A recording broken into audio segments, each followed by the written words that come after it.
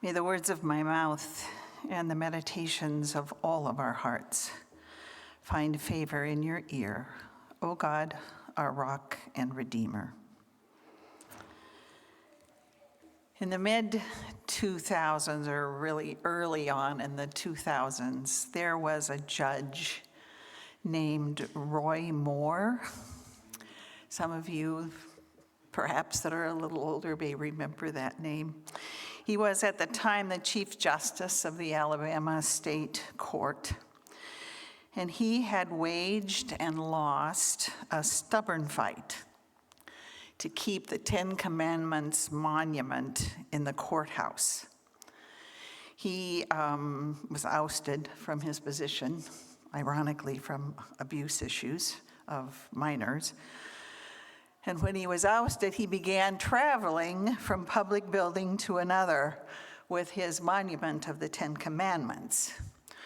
But what's so incredible about this is that that monument weighed 5,280 pounds.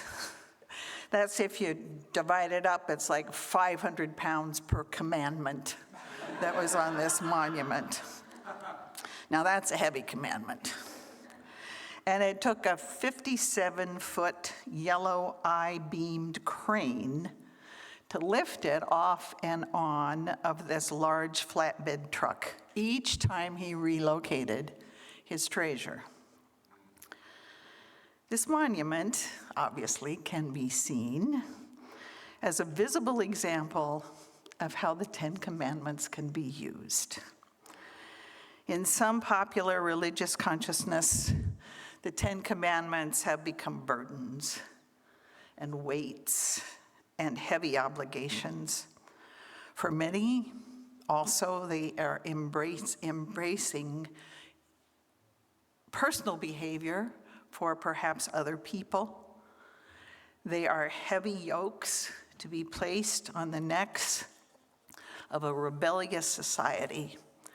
So the Ten Commandments can get a pretty bad rap from some politicians.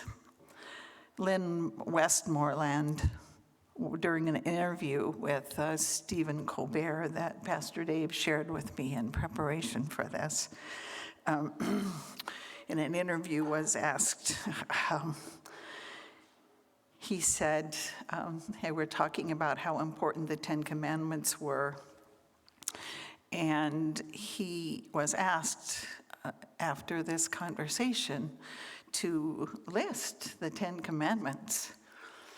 And he said, well, there is a commandment not to kill, not to rob, and not to steal. I got nothing else. As Bill may well know, that's pretty funny with Stephen Colbert, who did not drop it.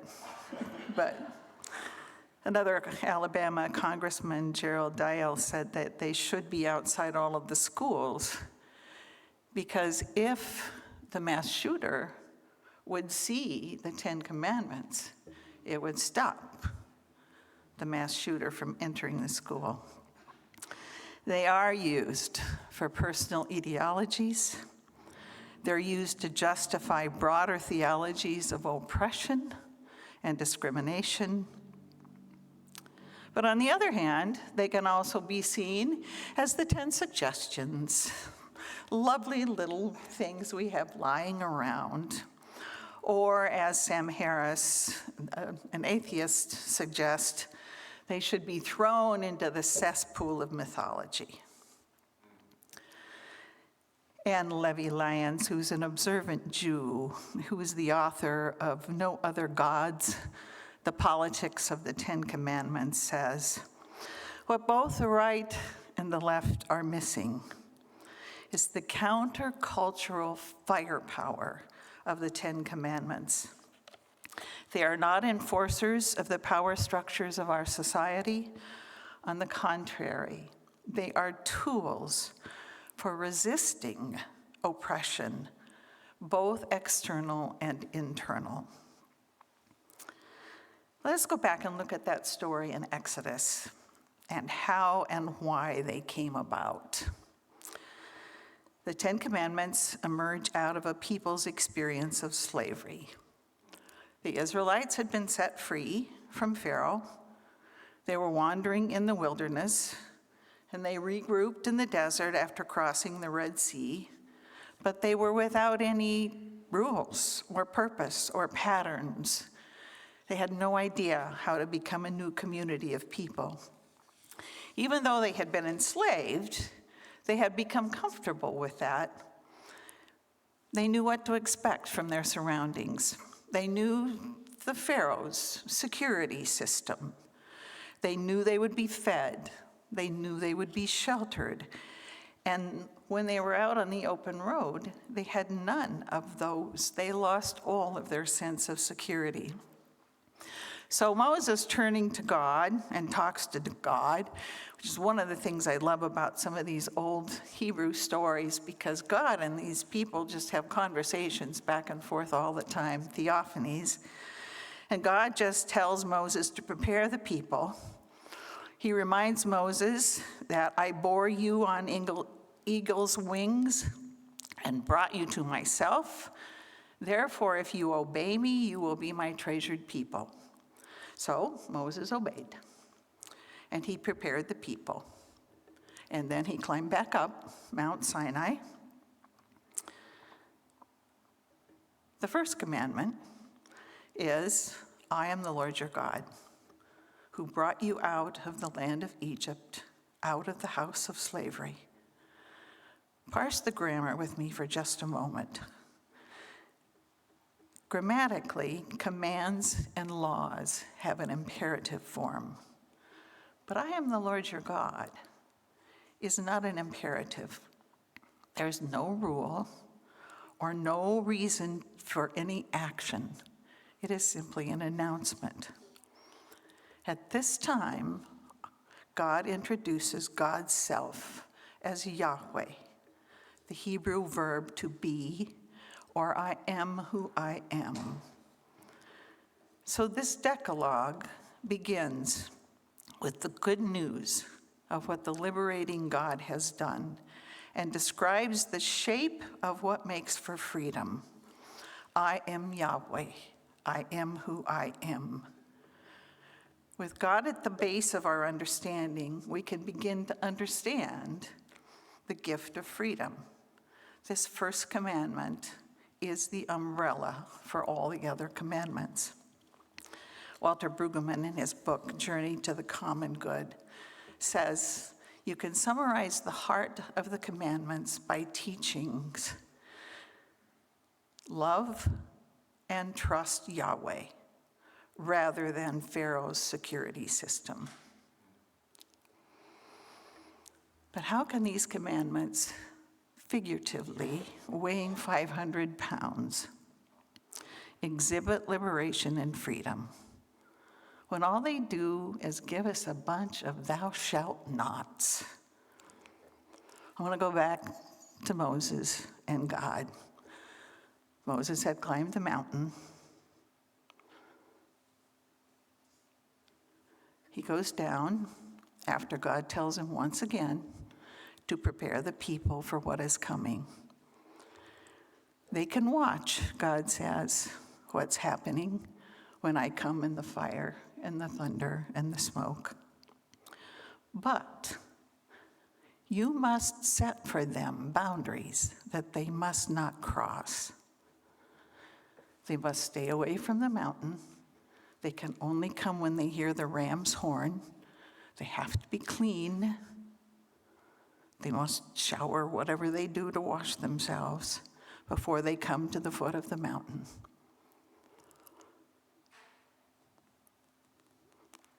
They listened. So Moses climbed back up the mountain, and he came back down and warned them again.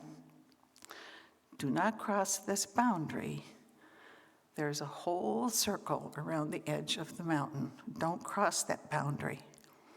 You go back down and tell them again, Moses. Well, this time Moses protested, and he said, I've already told them. I've already told them many times that they cannot go past this boundary.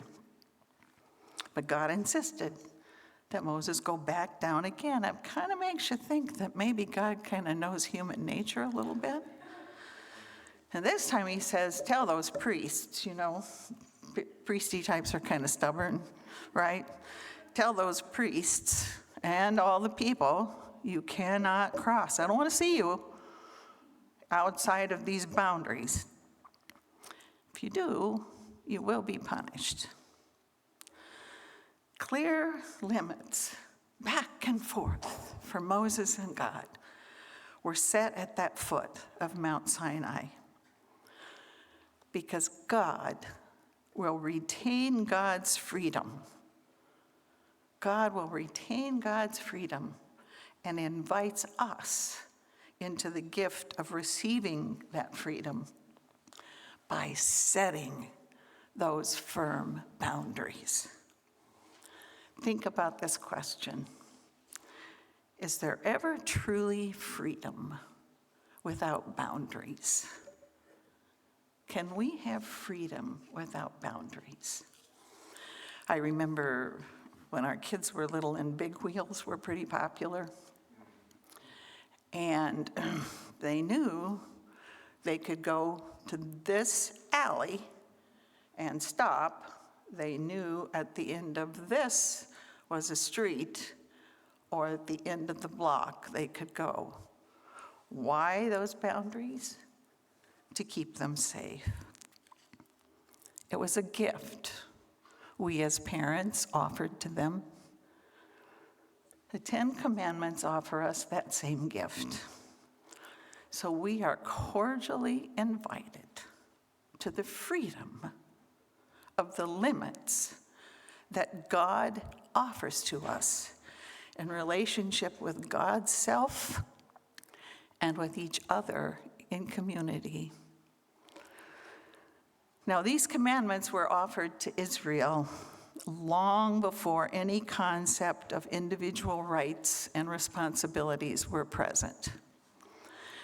Gerhard von Rad, who's one of the most highly regarded Old Testament scholars, who kind of broke open the beginning in the early 20th century in Germany, what he insisted on, which was the Old Testament needs to be told in light of the historical context of the Israelis' history. So these 10 commandments, he wants us to know, were done before individuals standing in independence over and against a group was still unknown. Individuality has become a god almost in our Western culture. I highlight that because individuality means that we look at these as if we individually are responsible, but what surrounds us in community and culture is not important. The first 4 commandments that declare God as our God: do not and not to have other gods before us. That is a force that is spoken to the community from the top of Mount Sinai. And it liberates us, not only in our own relationships, but it frees us politically and spiritually. From Anna Levy-Lyons again. The first commandment teaches us to have no other gods, but that force that claims its own freedom and then offers us the freedom of the boundaries. When we think about it, most of the problems we face in our lives, our communities, and our world today stem from serving other gods, don't they? We have the obvious ones that are often repeated: the god of money, of greed, of power, of prestige, of success. We have the god of pleasure. And we have the less obvious ones, the gods in ourselves and our community. The gods of what are defined as culturally beautiful. The gods of, well, but what will other people think? The gods of we have choices, and I have the power of my choice. The God of being right. And perhaps we have even more personal, secret gods, like a voice in our heads that says, you're going to fail, no matter what, you're going to fail. Hold on to that, it becomes a god. Or being scared of being successful. Or we might have an idol in a person, right? We have to watch out for our Taylor Swift fan club here in the congregation. Beth and Greg aren't here, but we have the possibility of having a God right now in our Taylor Swift fan club coming up. No other gods before us. Personal, individual, communal, and in our larger world. And the remaining commandments are all how we live with each other and with our neighbors. Do not steal. Well, that's pretty clear, isn't it? I did one time. I think I was 7 or 8 years old, and we were at my cousin's house, and he had an incredible, beautiful, green-eyed marble, cat's eye marble. Some of you remember those, maybe not. I wanted it, and I took it. And you know what happened? It broke my relationship with my cousin. It broke that relationship. These little incredible gifts of boundaries keep us in relationship with each other and with God. And besides that, I saw in my head for many years the "thou shalt not steal" shaking finger from my dad. Stealing, people's reputations can be stolen. And we don't notice how that's been healed or is working to be healed. This prohibits individual theft, but it also teaches us to work to build a society in which theft is not built into our economic structures. That's our job. No, that's our invitation. That's our gift to be able to do. The commandment, do not kill, prohibits murder, but it also invites us to be a part of creating systems that do not kill through racism and poverty, through silence or indifference, through the proliferation of weapons. Keeping the Sabbath invites us to the gift of a much-needed pattern of some rest. Everything in our humanness, everything in our culture says go, go, go, go, go. God knew that in our humanness, we really needed this too.